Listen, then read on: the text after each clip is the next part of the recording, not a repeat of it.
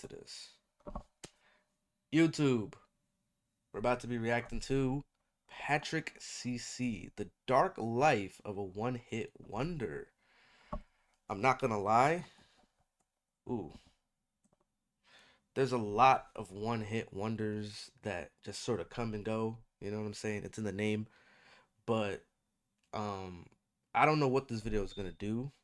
I hope it's gonna give like a little bit of a light towards how crazy the music industry is, how hectic a lot of that shit is, and how easy it is to fall off as a rapper.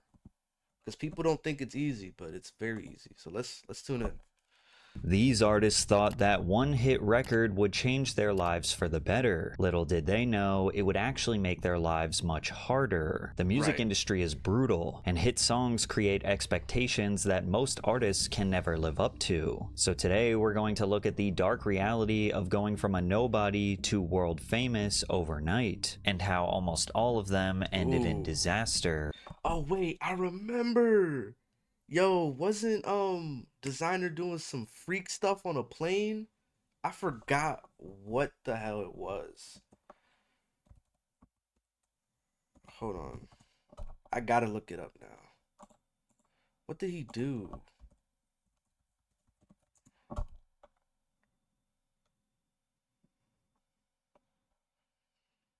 Oh my gosh. Hold on.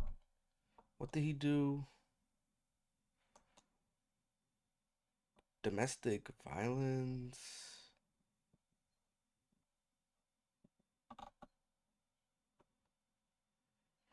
I don't know what he did, but hopefully Patrick CC is gonna let us know. Let me just pull the video back up. Oh my god. Starting with Gotye, who went from Billboard #1 to somebody that you used to know. During a hiatus, You see what he did there? Because it's a play on words, basically. Like, he's saying, like, somebody we used to know, which is the song that you get the joke.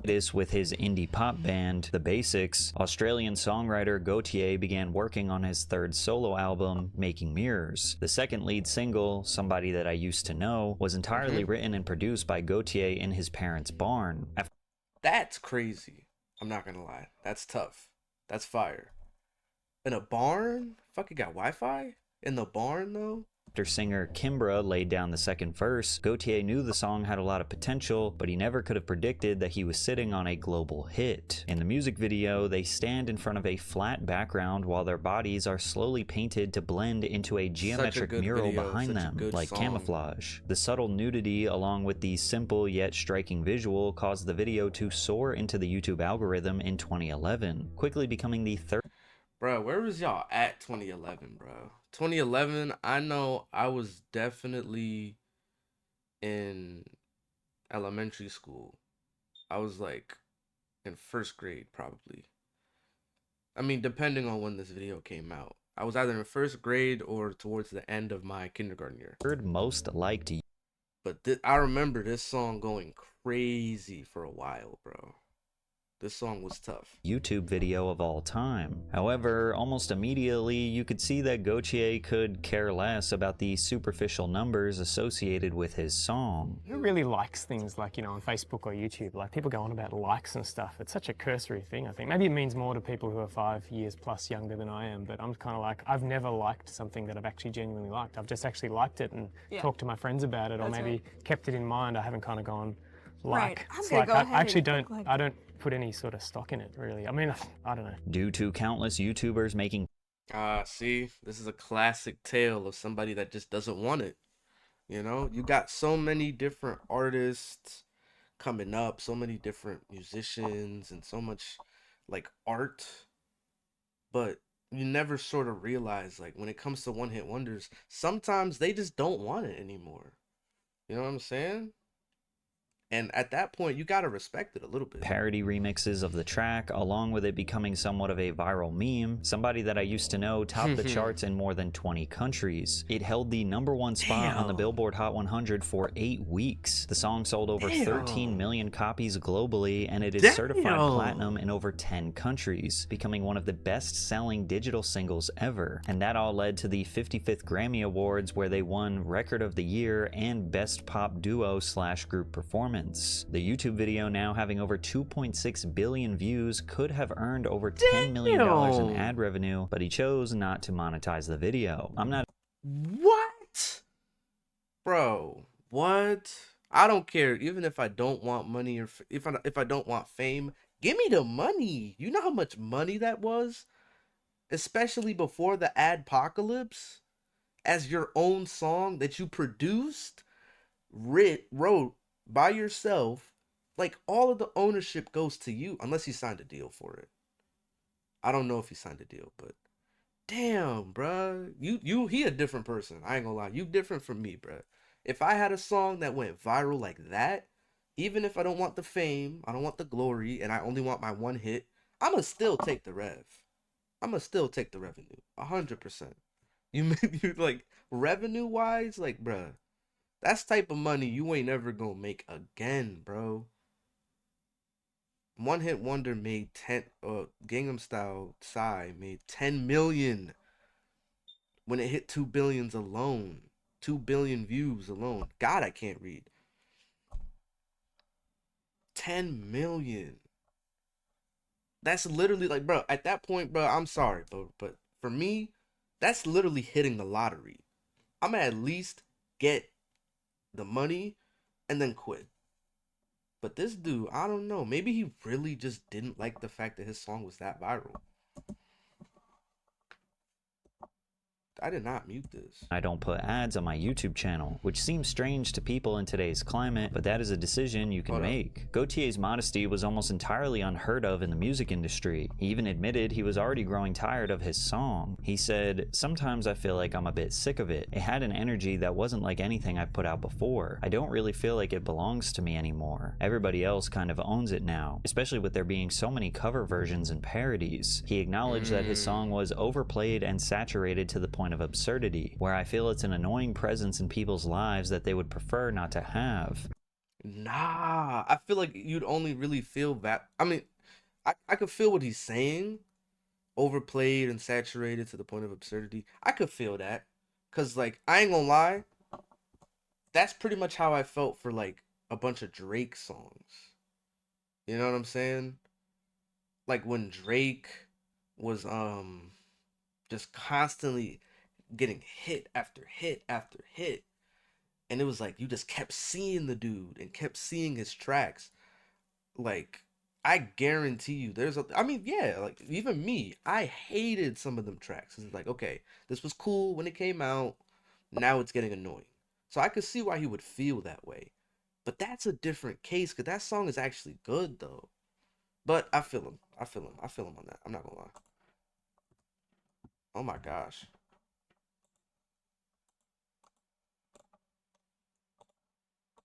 However, when he spoke in interviews, he tried to hide his growing contempt for the song. Are you sick of hearing your own song? Sometimes it's weird hearing it come on, you know, in different places, like especially lots of places in a row, public places. But I don't know. Maybe I haven't heard it that much. I don't get the feeling I've heard it as much as some people have heard it. For instance, in places in the United States, where obviously they're so sick of it, they feel compelled to tell me how sick of it they are. You could feel he wanted to be honest about his love-hate relationship with the fame and attention. Are you comfortable with all the eyes on you? I don't know. I think I go back and forth, I guess. Maybe anxious at times, or overwhelmed by it, or not sure how to process it. And sometimes, you know, I mean, like, say, doing big shows or meeting a bunch of people, there might have been different times where that would have been overwhelming. When asked if he could produce another hit song, Gaultier replied, "I don't know. Time will tell. I don't know whether I can or whether I want to." We would later find out that he just simply did not want to, because in 2014 he published a newsletter that stated, "New Gaultier music. There will be no new Gaultier music." Wait, maybe there will be. I'm not entirely entirely sure right now. There are many contingencies. This is pretty much the exact opposite of what an emerging artist would do after they had a huge hit song, but he made it clear that he wasn't aiming for global pop stardom. He said, "I would take a sort of perverse pleasure in a certain part of the public thinking of me as a one-hit wonder." They really do leave after they've heard the hit song. Especially in America. I really wish I'd decided at some point, I really did want to do a show where I just played that one song 20 times in a row, just without flinching. Instead of capitalizing on his fame, Gaultier returned to his roots and rejoined his old band with his buddies, The Basics. Since then, the band has released 2 studio albums, The Age of Entitlement in 2015 and Basic in 2019, while continuing to perform for small crowds regularly throughout Australia. He also formed an ensemble called the Ondioline Orchestra to celebrate and revive the rare early electronic instrument, the ondioline. The group debuted in 2016 with a tribute concert honoring electronic music producer Jean-Jacques Perry shortly after his passing, and have since performed at festivals and concerts dedicated to the history of electronic music. Gaultier today spends his days collecting vintage music instruments and creating whatever he wants, whenever he wants, because he refused to sell his soul to the music industry. Wanting to remove yourself from this industry is common for one-hit wonders, just like I Love Makonnen, but fans were shocked. I'm not gonna lie, that's respectable. You know, you could look at it and be like, oh, you know, he hold himself, he could have had so much money, this and that.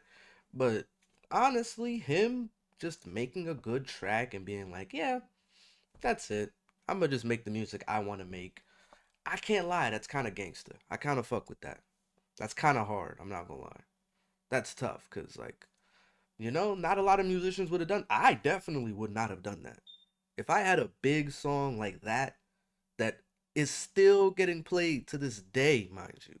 There's somebody that is still listening to that song on their personal playlist to this day. And that song came out in 2011. It's been more than 10 years. I'm just saying, me personally, I would not have done that. And not a lot of other people would have done that. This nigga wouldn't have done that either. He was trying his hardest to get another hit. This nigga had one track for real and then just said nothing. But that's that OVO sweatshop shit. That's what really happened to him. I already kind of know the story. To see him working as a cook at a local restaurant, considering he had a massive song with Drake in the 2010s. I Love Makonnen started as a relatively unknown artist to the public, but was well connected in the Atlanta hip-hop.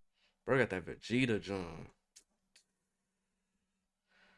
Damn, bro. I mean, it's not really Vegeta, but it's kind of like, it's there though. And it looks like that while his forehead is scrunched up too. That's bad looks too. Pop scene, with ties to massive producers like Mike Will Made It, Metro Boomin, Sunny Digital, and 808 Mafia. In the summer of 2014, his name is Southside, but I respect you, Patrick. Released a self-titled EP, which included Got the Club Going Up on a Tuesday. After Miley Cyrus posted his track on Instagram, Makonnen saw a flood of new listeners. Then popular music blogs were including his music on their staff picks for the week lists, describing Makonnen's voice as incredible. From there, Sunny Digital, who was the esteemed trap producer who made the beat for Tuesday, got a text from Drake. I just hit him back. It was him. He just asked him if he can get on the song and shit, though. And I'm like, man, I don't know why you asking me for. Like, call you right back. Let me call Makonnen right quick and see what's up. Then, you know, Makonnen was like, of course, like, you know what I'm saying? That's not even the question. Makonnen didn't even think twice and was excited for Drake to jump on the remix. On September 1st, 2014, they released the song and it launched up to number 12 on the Billboard Hot 100. Makonnen then signed to Drake's label, OVO Sound. Bro, no bullshit. That Drake stimulus package really was the method for any up-and-coming artist, but it really also wasn't, because once you get signed to that sweatshop, bro, it's GG's, bro. It's raps. You're not getting any of your rights back. You're not blowing up again. You're not getting any other tracks to go crazy. Like, that's crazy to me that Drake was really one of the biggest rappers for like 10 plus years, and he didn't put on a single person. And by put on, I mean they were nobody before, and they instantly became a somebody because of Drake, and now they're a somebody. Drake has not done that, which is so crazy, because it's like, bro, you were really one of the biggest artists on the platform. Like, he won Artist of the Decade in like 2019. artist of the decade and had so many songs going #1, top 10. Like, it was clockwork for Drake. Every year he had an album. He couldn't put on not one artist for real. There's not one artist that you can name that Drake put on. Blackboy JB fell off. You could try and say the Migos, but the Migos already had fame before Drake. Who else could you really say like really benefited from the Drake stimulus package? And I know a lot of people are gonna try to say Kendrick. Oh, Kendrick was the one that did that. Kendrick had success in Cali way before Drake tapped in. Way before that. And honestly, it's not even a Drake stimulus package because they were working together. A Drake stimulus package is usually, oh, you get a feature from Drake or, a remix of a song that you had out. Drake is the one that put him on his album, and he in return put Drake on his album. And then lapped his ass when it came to Good Kid, Mad City and when it came to T-Pap. So are we going to really say that Drake put Kendrick on? That's not valid. So who did Drake put on? Nobody. Immediately released his debut album. Being a new rapper with a hit song that featured Drake was a one-way ticket to superstardom. Oh my gosh, bro. Low hair, light-skinned Drake was the epitome of light-skinned niggas. And I hated it so much. Because it's like, what the fuck, dude? Like, he was just so damn light-skinned, bro. I'm sorry if that's colorist. I don't care.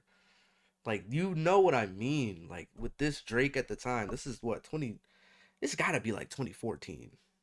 Or 15. Was it 16? Hold up.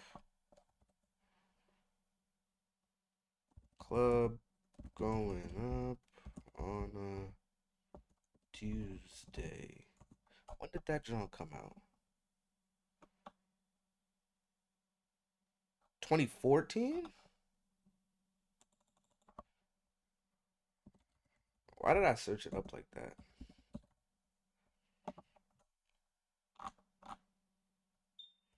Yeah, like 2014.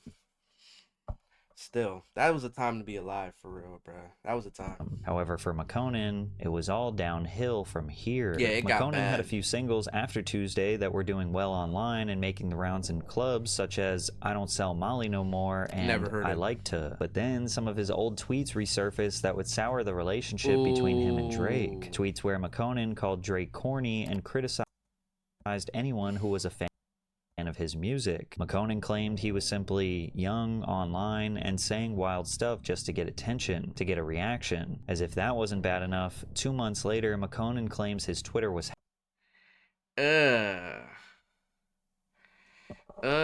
This is not a good look. Fuck a cosign. Forget all these new rappers. I'm Grammy not. God, Jaden. Fuck a cosign. Forget all these new rappers. I'm Grammy nominated with or without a Drake cosign. I'm starting. Rihanna is whoa. For not getting on. What? Drake and OVO for getting on Fetty Wap and leaving me in the cold. Fetty Wap. Man, this is crazy, bro. Man, McConan, you hold yourself, buddy. hacked, where someone made a handful of disparaging tweets, including one that read, F Drake and F OVO for getting on Fetty Wap's remix and leaving me in the cold. When all that stuff happened, I mean, they said he was hacked. I don't know. I feel like there might have been some truth behind them words, though, bro. with your Twitter account, I don't getting know, hacked, did that though. stress your relationship with Rihanna and Drake, the OVO camp? Because I know a lot of people was trying to say, oh, he's about to get dropped from OVO. Everybody's cool. Yeah, it's just hackers. It's just hackers. You know, it's just the internet. I don't know. However, just a few weeks after this interview, McConan would start to realize that Drake may not have believed that those tweets were sent by hackers. McConan was supposed to perform with Drake at the Nigga, I don't believe those those tweets were sent by hackers. You see his response? He did not say nothing. However, Yeah, it's just hackers. It's just hackers. You know, it's just the internet. I don't know. However, just hackers, just the internet. I don't know. Usually, I'm saying if it was hackers, it'd be like, man, there was this weird ass nigga. He hacked my shit. I told him like, yo, give me back my shit. Da, da, da, da. You know what I'm saying? Like something, like a little bit of energy. But I don't know. It could have really been hackers though. For just a few weeks, tweets were sent by hackers. McConan was supposed to perform with Drake at the 2015 Wireless Festival, but could feel tension between them. But that's when I knew something was weird. Wow. Because when I came out on set, you know, everybody was kind of like, and I started losing weight too, right? Drake had like made a little joke, like, oh, you little Eric Benet looking at me, you know what I'm saying? And then, you know, like, haha. And then, like, I just started to feel this vibe, like a little, you know what I mean? Something was said about me, but we not, I don't know. So I'm like, okay. And so then when we go out to do the song, I'm just doing the hook, and as I was supposed to go into my verse, they just cut it. Wait, what is this? I'm sorry. I'm listening to what I'm gonna have to rewind that because I just got distracted. Real niggas go hard. Pause, no homo. Come on, bro. I know what you meant. You didn't have to pause it. And I was like, okay, thanks.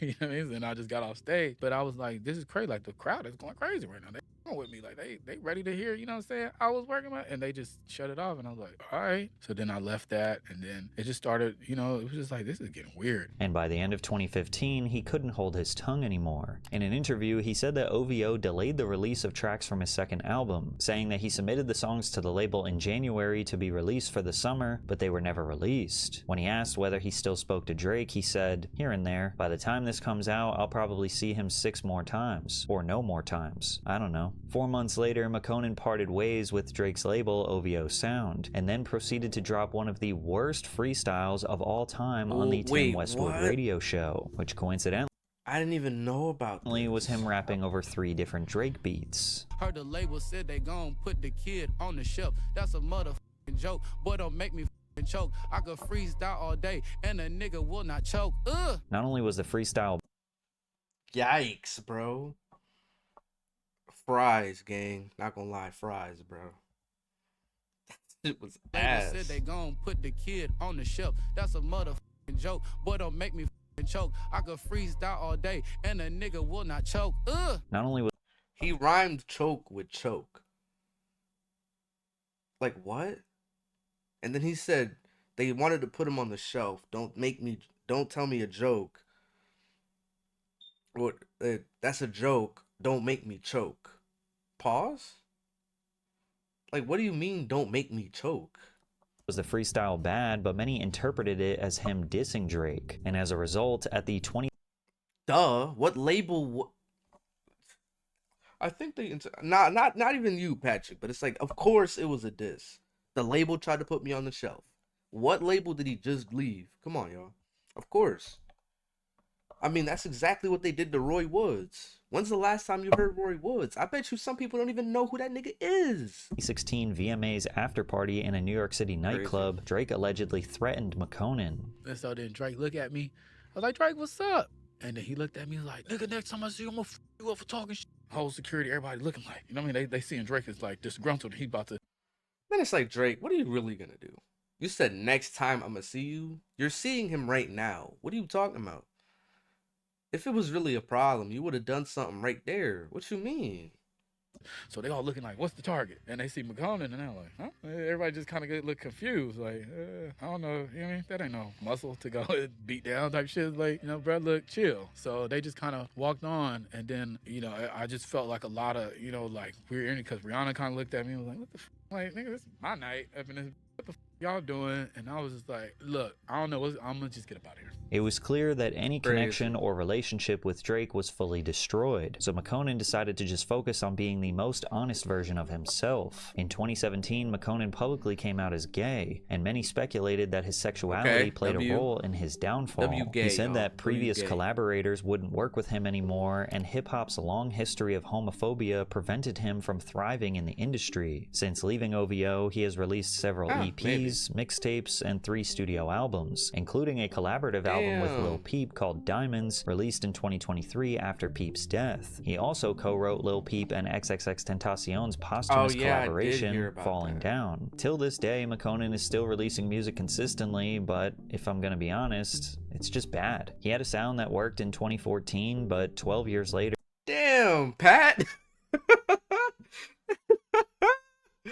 He said, if I'm gonna be honest with y'all, as the reporter of this news, this shit trash. You're not supposed to say the quiet part out loud, Pat. I mean, granted, I ain't heard no McConan since that other song came out 10 years ago, 12 years ago at this point.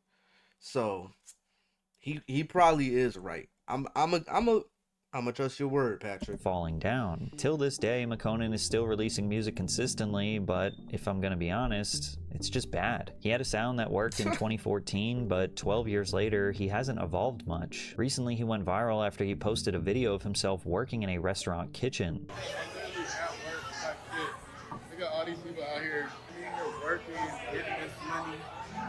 You know what I'm saying? If you need me to come guest chef at your motherfucking spot, holla at me. Let me know which city I'm coming through, cooking up. We got the smash burgers going off tonight. The internet rushed to Damn, tell a the smash story of burger a right now fallen would rapper hit, I'm who is not now gonna lie. working a 9-to-5. But the true story was that a fire had devastated Portland's Burn Money Studios, a hub for local artists where McConan worked, stored merch, and created art. His kitchen shift was a part of a fundraiser to help his community rebuild what they lost. But even if he was working a regular job, there's absolutely no shame in that. These days, McConan says he wants out of the music business. I never chased a recording career. Music was a way out. But once I saw the politics, the egos, and the fake-ish, I knew this wasn't for me. Respectfully, I want to remove myself. Whether it was self-sabotage, making mediocre music, or a closed-minded industry, the reason behind McConan's downfall is not exactly clear, unlike Designer, who had one very specific and disturbing incident on a plane involving the FBI that changed his career forever. On December 15th, 2015, just before the peak of the infamous SoundCloud rap era, Designer released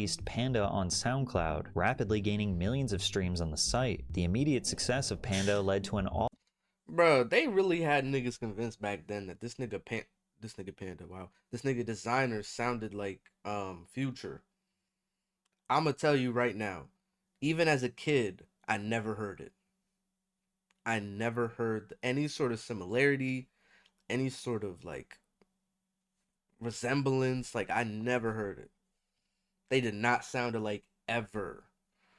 And this nigga Designer pretty much made it clear afterwards that he was not trying to be like Future, which I respect. All-out bidding war to sign him, with 11 different record labels submitting offers to sign Designer. He ultimately ended up going with Kanye West's record label, Good Music, even though they weren't necessarily offering the most money. I ain't kid, I ain't have all the money. I just wanted to make the best out of the movement. And that's what got that diamond, because I never seen it for the cash. You feel what I'm saying? I just wanted to be able to create a movement where I could be able to jump on stage and make people mosh pit, feel good, inspire others, tap in, help communities, and really do this shit how I wanted to do it. That same month, Panda would be re-released under the imprint. Designer would also be featured on Kanye's album Life of Pablo once on Part 2, which included a sample of Panda, and again on Freestyle 4. With the newfound notoriety and a major cosign from Ye, Panda reached #1 on the Billboard Hot 100 and would eventually become 5 times. Bro, that song was everywhere, bro. That song was everywhere. I could not escape it middle school. Platinum. You absolutely could not escape this song. It was playing on the radio every hour for months straight. At first, many hip-hop fans, including myself, thought it was a song by the rapper Future. But once they got to know Designer through interviews and social media, his personality was infectious. Hey, I'm doing great. I'm feeling good. I'll hold the mic for you if you want me to. No, I can hold it. It's your night. I'll just sit here. How do you feel being here now? But I feel good, man. Count my blessings, man. Here with my family, but my moms and my pops out tonight. About to see my... Yeah, this nigga was the only rapper I know to real life do like real ad-libs without being in the studio. Like, he would literally just say ad-libs normally. You know, I'm feeling good, man. Hey. You know what I'm saying? Hey. It's like, bro, are you good? I don't want to make fun of him if it's like a disease or anything. Like, no disrespect. But you know what I'm saying? Like, he's the only type nigga to really do that. And that's kind of cool. I kind of fuck with it. Man, Kanye go there for minutes. I've been nominated for 2 awards. Y'all know what time it is. Hey, get it on. His momentum trickled over into his debut mixtape, New English, which peaked at number 22 on the Billboard 200. From there, Designer was featured in the iconic 2016 XXL Freshman. I hated this cypher so much. But I loved Uzi's and all of those guys. Like this specific cipher here with Designer, Lil Dicky, and then Anderson .Paak, garbage. Wasn't listening to this. But we was definitely blasting Uzi cipher, 21 Savage, Kodak Black, Denzel Curry, like that shit was the vibes 2016, bro. In Class, where his freestyle went viral and would end up being released as his next major single called Timmy Turner. But this is where everything started going wrong. Designer and 4 other people were arrested on September 8th, 2016 following a road rage incident in New York City that allegedly ended with the rapper pointing a gun at the occupants of another vehicle. The NYPD confirmed that officers searched the SUV and initially reported finding a large quantity of Oxycontin and various other prescription pills. Designer was taken into custody and faced serious charges including criminal possession of a weapon and criminal possession of a controlled substance, but he would later be released, seemingly unfazed by it all. They try to keep me in there, you feel me? But when you're doing right, you feel me, and keeping it positive, they can't lock you down. You think you're getting set up, man? 2 days later, prosecutors dropped the felony gun charge. On the other hand, the pills were later identified as anabolic steroids belonging to the driver, Scott Siegel. Although the rapper managed to avoid serious jail time, he had a difficult time replicating the success he had with Panda, and that is likely due to his new music sounding exactly like every other standard trap song made for the past 10 years, all while his vocal delivery sounded just like Future. By 2018, Designer's hype had already died down, which meant the release of his debut EP, LOD, went unnoticed, peaking at number 161 on the Billboard 200. Damn. From there, the rapper pretty much fell into obscurity and wouldn't make headlines until he parted ways with Good Music in 2019. He never even released.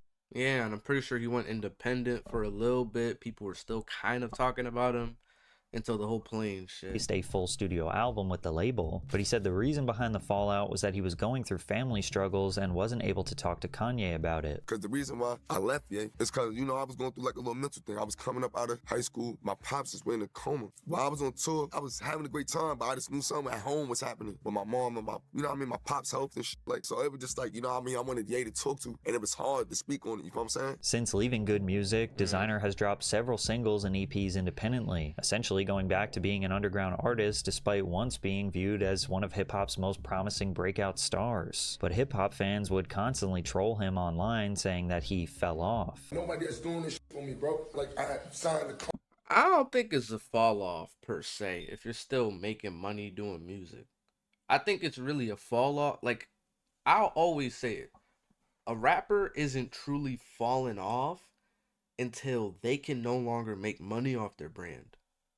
Once you reach that point where you gotta make money doing odd jobs like Ubering, or you gotta get a normal job and you can't make money off of your brand at all, that's considered a fall off, right? Because you niggas look at like DaBaby and Roddy Ricch and all these other guys as like fall offs, but they can still make money off of their music. Even if it's not new music, they can still make some money doing like maybe a concert.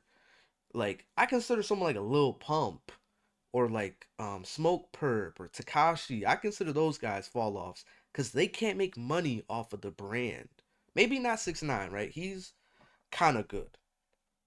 Only because like he was doing like that streaming shit for a little bit.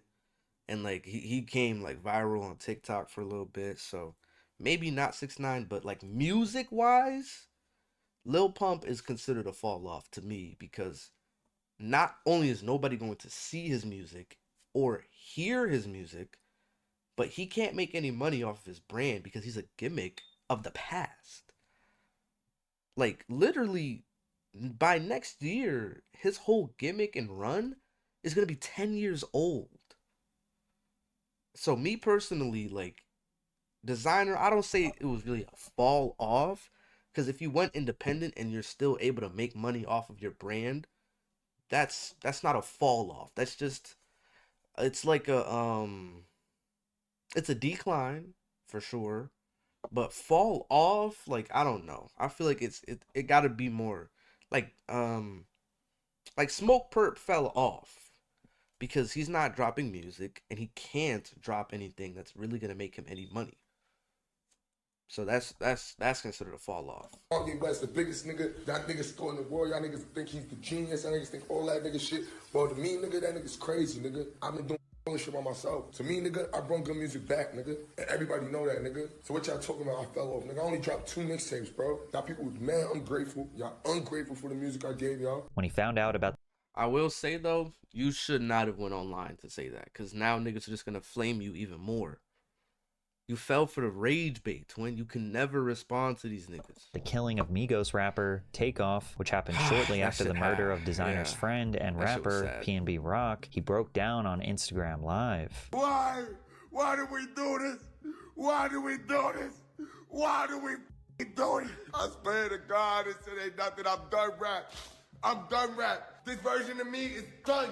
It's done. It's done. That's Takeoff, bro. It appeared that Designer's Ugh. mental Yeah, someone go check on bro. He need a hug. health was at an all-time Someone said drop a tear. That's crazy. low. But we found out how grim it really was on April 17th, 2023, when he exposed his private parts while traveling first class on a Delta airplane from Tokyo to Minneapolis. CBS reported that he was gooning in his seat as well. He would be moved to the back of the plane and monitored by 2 traveling companions. Once the plane landed, Bro, how horny do you gotta be to do that shit at your seat? You didn't even have the decency to go to the bathroom. They have bathrooms on the flights. You didn't even have a little bit of decency to do that. You was doing it right there in your seat, my nigga. You a demon, bro. That's crazy work.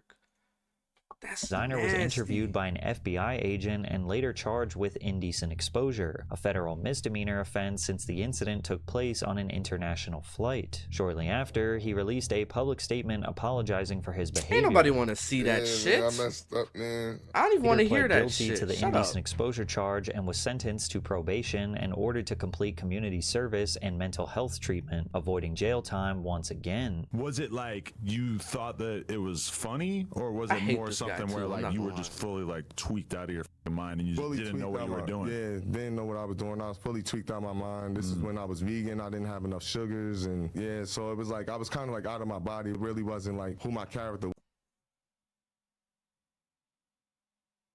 You was out your body.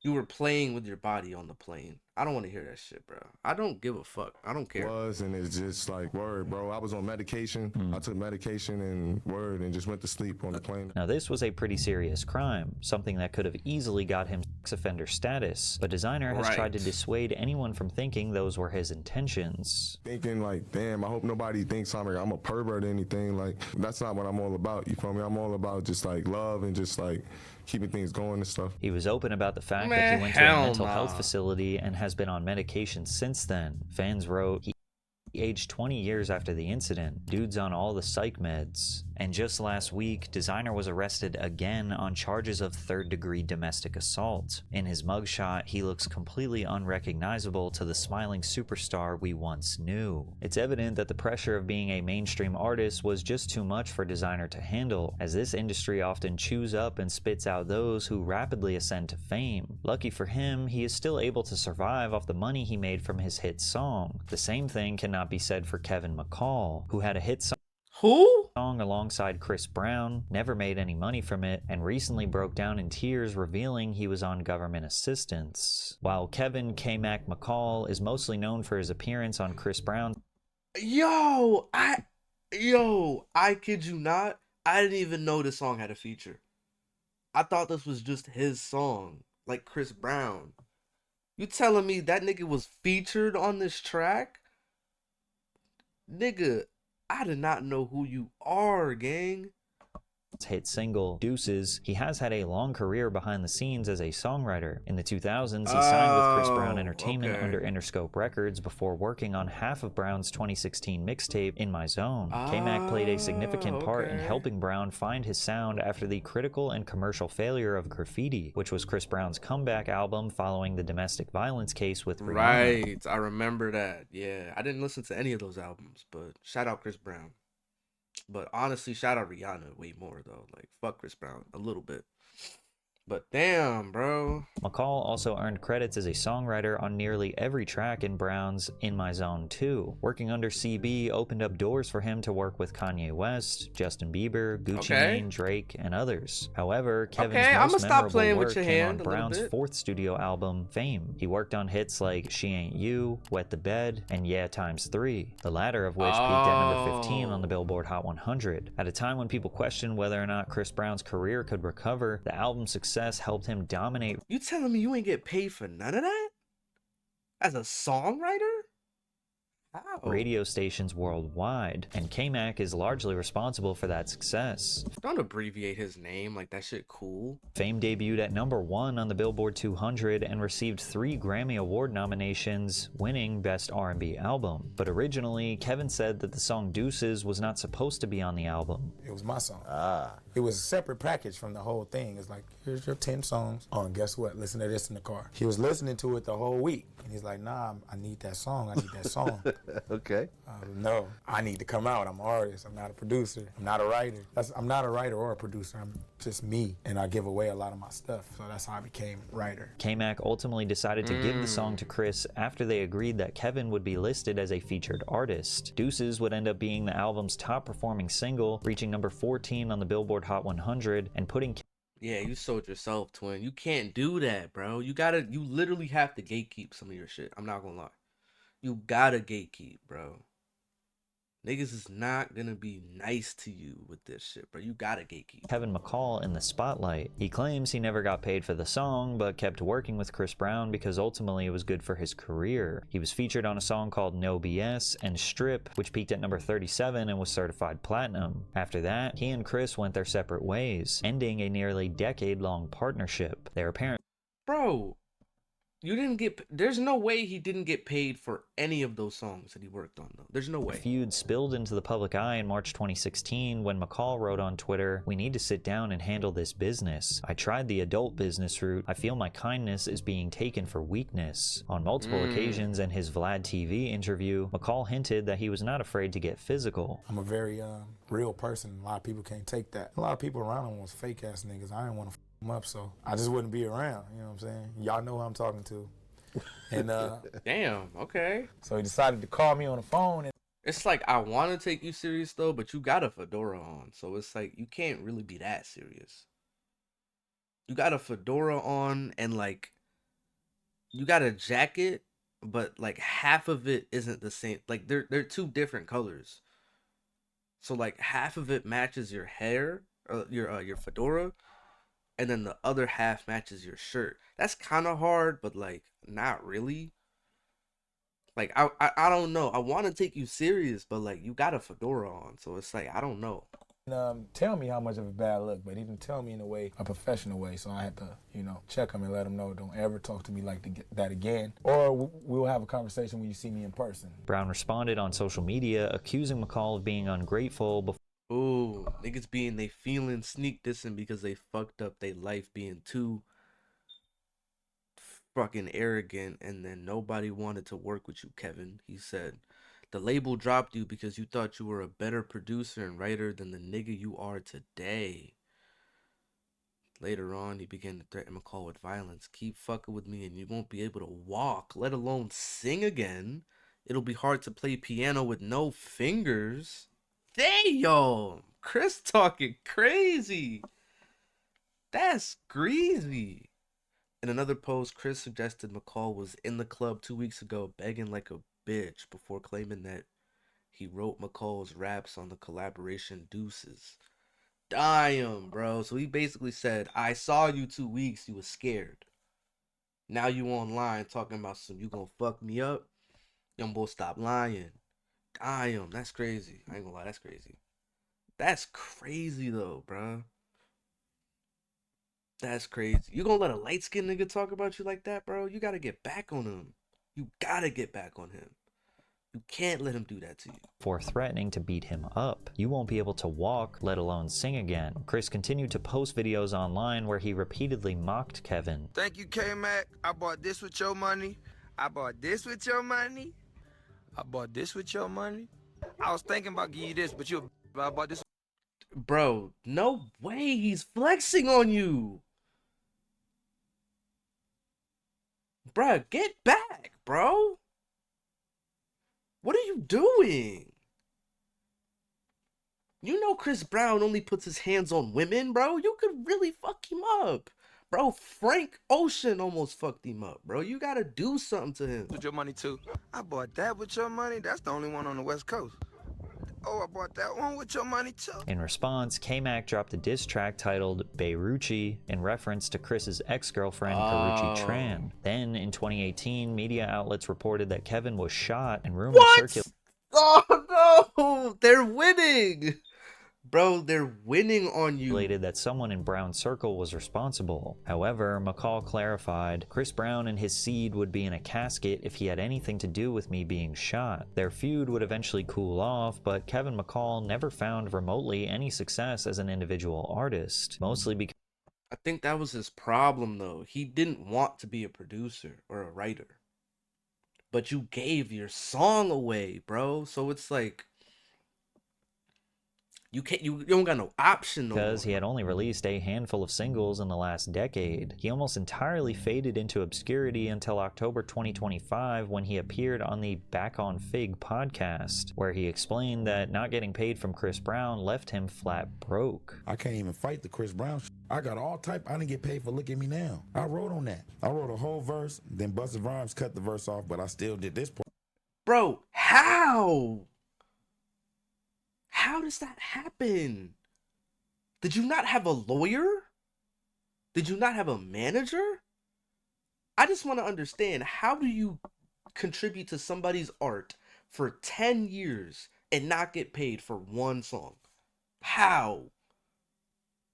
You didn't do any sort of like nothing? What was we talking about? I need that bread. From there, he broke down in tears about his financial struggles, even holding up his government assistance card on camera. Why the f I got an EBT card? And this nigga is at Breezy, bro, and made 90 whatever the f million, and it say KKKKK Mac. Can I get 25,000 for them four songs I owe you, bro? I just want to leave, bro. Leading up to who he is I'm not even tripping though. I got an EBT card, my nigga. Like what the f, bro? I can't even get nothing, bro, man. Y'all niggas want to see a nigga cry on here, so y'all can think I'm a bro. That shit ain't fair, nigga. Hey, I'm on EBT, bro. Hey, that's whack. Hey, look, bro. Calm down, bro. I'm on EBT, smack, look. Say my name, bro. That shit is better. I had to go up in that motherfucker and hide my face with a mask. Chris Brown had zero empathy for K-Mac, posting, Remember this, you can't walk across a burnt bridge. And you know what's funnier than a troll? A broke one. Damn. Years later, he's still up in belt to your ass, bro. Nah, bruh. I'd cry too, bruh. I'd cry too, bruh. That's sick. This nigga made I'm gonna keep it a bean, though. Chris Brown was already making millions before you came in the picture, though. Like, Chris Brown was up by, like, 2007. 2010, he was already up. So the millions doesn't necessarily only have to come from you. But still, Look at Me Now, Deuces, a lot of those tracks in the 2010s, like, that's prime Chris Breezy, bruh. And you didn't get paid for not one track. Either you didn't have a manager, right? Or somebody in that label was not trying to fuck with you. Or maybe the payment did come through and you tried to have a handshake agreement with a nigga. I don't know what happened, but that's to crazy. Instagram, you can't walk across a burnt bridge. You know what's funnier than a troll? A broke one. But at least Kevin McCall is still here and has a platform to tell his story, because others are not as fortunate, like Cali Swag District, who made one of the most iconic dance hits of the I remember 2010s, these! but didn't have a fair shot at a career because two of their members suddenly died. Hip-hop Oh, has had damn. countless Maybe I shouldn't have popular danced to dance that. trends throughout the years, from the Running Man and the Cabbage Patch in the 80s, to the Tootsie Roll and the Harlem Shake in the 90s, to Dem Franchise Boys' Lean With It, Rock With It, and Soulja Boy's Right. Crank That in the 2000s. The 2010s kicked off strong when Cali Swag District, fresh off signing with Capitol Records, released their debut single, Teach Me How to Dougie. Despite only peaking at number 28 on the Billboard Hot 100, nobody This would was a argue hit. against this song being a hit, as it is still being played at school dances, parties, and weddings till this day. While the group didn't invent the Dougie, because it originated in Dallas, Texas in the early 2000s, they're credited with popularizing it worldwide. And when the song blew up, everybody was hitting the Dougie, Oh my God, including JB, A-list stop. celebrities and athletes. The group attempted to build on their buzz with 2 more singles, Where You Are and Kickback, though they didn't perform as well. However, nothing would be the same after the night of May 15th, 2011, when Monte M-Bone Talbert was sitting in the passenger seat of a parked car outside of a liquor store in Inglewood. According to investigators, a gunman in a separate vehicle pulled up and opened fire before speeding away. So when I go up to the window, I'm talking to him. I'm like, "Bum." He ain't say nothing. His head is laying on the back of the seat, like, and bro not moving. I say his name again. I'm like, "Bum, move, get up." And then I seen blood come out, bro, ear.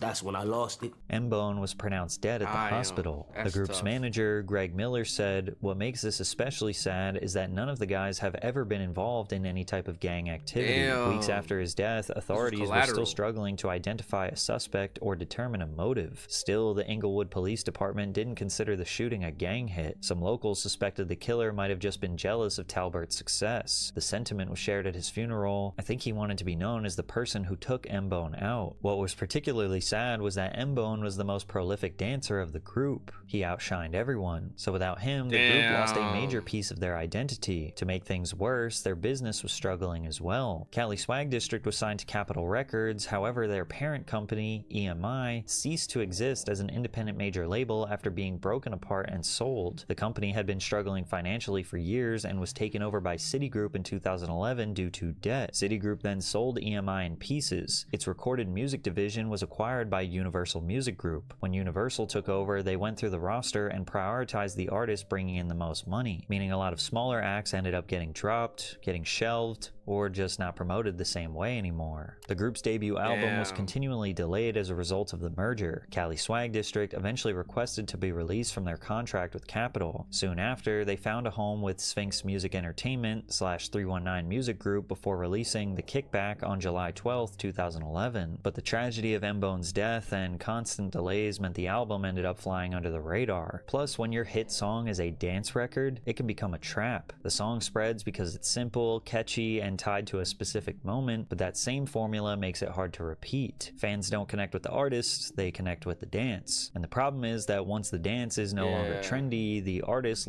It's kind of like, yeah, that was really the trap, because, I mean, like, you got a lot of different artists that also just didn't stick because their name is attached to a dance. Like Salento, I Heart Memphis, arguably Soulja Boy. Not really though. Soulja Boy did have a bit of a run after that one track, after the big track. What the fuck? Why can't I think of the name? Superman, oh, it's me, you. Yeah, Crank That. After Crank That, yeah. So, I mean, I think the only exception was really Soulja Boy because he was making like decent hits after that.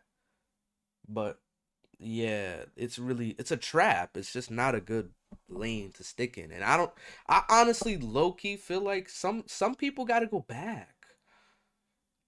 We got to go back to that era when we were making dance songs. Nobody wants to dance no more because there's no dances to hit. What are you going to hit when it comes, like, I don't know. That's a whole different discussion. lose all their attention. And before the group could redefine themselves or regain their momentum, another member, Karan J.R. Childs, died on June 6, 2014 at just 25 years old. J.R. had been living with sickle cell anemia, a genetic blood disorder that affects the shape of red blood cells, which carry oxygen to all parts of the body. In early June of 2014, he was admitted to the hospital after becoming ill. From there, he went into cardiac arrest and passed away. The two surviving members decided decided that they can't exactly pursue Cali Swag District as a duo. While Smooth the General appears to have stepped away from the spotlight, OFB Young has stayed active as a solo artist, continuing to release singles to this day. I never got over it. You know what I'm saying? I just know that I got to keep their name alive. If I don't do it, of course, the song gonna live forever, but you know, who gonna tell the story? And sadly, this isn't exclusive to musicians. Viral fame destroys people in every corner of the entertainment industry. So if you want to see how even bigger internet stars completely collapse after their 15 minutes of fame. W video from Patrick. I'm not gonna lie. W video. Cause yeah. It's really like fame is not what y'all think it is, bro. I'm gonna say that. Fame is not what y'all think it is. It's easy to just like wish to be famous, especially in the music industry, but nah, bro. The real thing that you want to get after is that bread, bro. That sustainable, comfortable bread. Fuck fame. I don't want fame.